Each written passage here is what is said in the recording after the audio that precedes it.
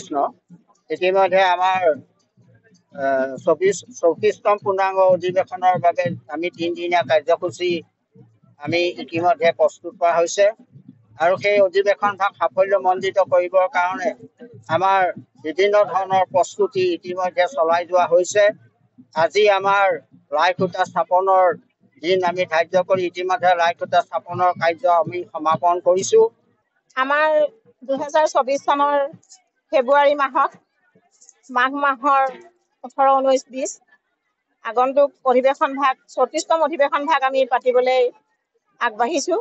শ্ৰীমন্ত শংকৰদেৱ সমাজ অসমৰ দ্বাৰা গঠিত 34তম অধিৱেশন অনুষ্ঠিত কৰিবৰ কাৰণে গোলাঘাট জিলাত যি আদৰণি সমিতি গঠন কৰিছিল সেই আদৰণি সমিতিৰ সিদ্ধান্ত অনুযায়ী মূল আজি আগন্তুক 2024 বৰ্ষৰ 2, 3, 4 ফেব্ৰুৱাৰী তাৰিখে অনুষ্ঠিত হ'বলগীয়া শ্ৰীমন্ত শংকৰদেৱ সমাজৰ 34তম অধিৱেশনৰ মূল মঞ্চৰ লাইখুঁটা আজি প্ৰতিষ্ঠা কৰা হ'ল।